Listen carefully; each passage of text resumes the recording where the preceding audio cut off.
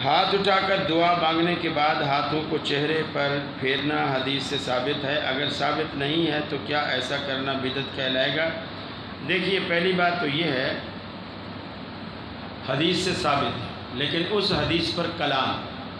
ترمذی کی روایت ہاتھ چہرے پر پھیرنا اس کلام،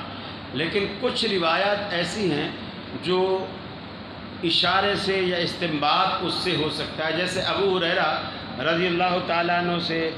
انہوں نے شکایت کی کہ اللہ کے رسول، میں آپ سے کچھ سنتا ہوں تو بھول جاتا ہوں۔ آپ نے فرمایا ابو ہریرہ دامن پھیلاؤ۔ انہوں نے ایسے قمیص کا دامن، جیسے کسی سے کوئی چیز لیتے ہیں، جھولی پھیلاؤ، تو جھولی پھیلائے۔ تو رسول اللہ صلی اللہ علیہ وسلم نے ایسے فضا میں، نہ کوئی آٹا تھا، نہ چاول تھا، نہ چینی، کچھ بھی نہیں تھا، فضا میں ایسے 3 چلو بھرے اور اس کی جھولی میں ڈالے، 3 چلو جھولی میں ڈالے۔ پھر اور یہ بخاری کی روایت، پھر آپ نے اسے فرمایا ابو ہریرہ اس دامن کو سمیٹ کر اپنے سینے سے لگا دیں۔ پھر انہوں نے اس دامن کو، قمیض کو لائے سینے کے قریب اور ایسے اس کو مسل دیا، گویا آپ نے جو 3 چلو ڈالے تھے اس کو انہوں نے سینے سے مسل دیا۔ حضرت ابو ہریرہ کہتے ہیں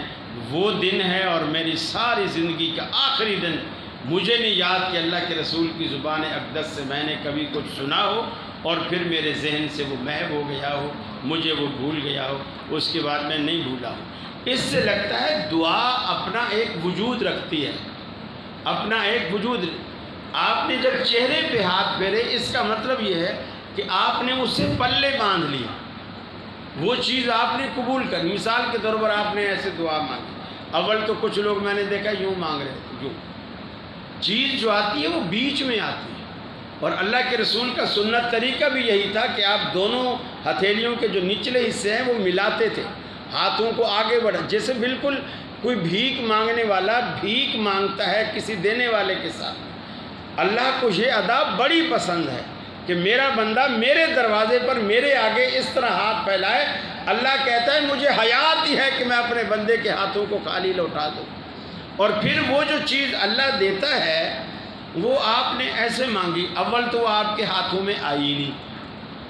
وہ ساری بیچ میں گری،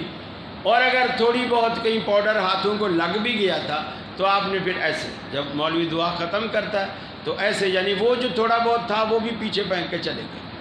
پلے کچھ بھی نہیں آیا، ہاتھ کچھ بھی نہیں لگا۔ آپ دعا مانگیں، اور دعا مانگنے کے بعد آپ اس کو، بے شک وہ روایت ضعیف ہے، لیکن جیسے ابو ہریرہ والا دامن سینے سے لگانا ہے، اس سے یہی ظاہر ہوتا ہے کہ آپ جو ہیں وہ ہاتھ اٹھائیں، اور اٹھاتے تھے، اور اسی طرح صحابہ کرام بھی کرتے اور ہاتھ اٹھاتے، اگرچہ اس میں ذکر نہیں ہے کہ بعد میں کیا کرتے۔ عقل کا بھی یہی تقاضا ہے، اور تھوڑے استنباط سے بھی یہی ظاہر ہوتا ہے کہ جب آپ نے کچھ مانگا ہے تو آپ اسے پلے باندھیں،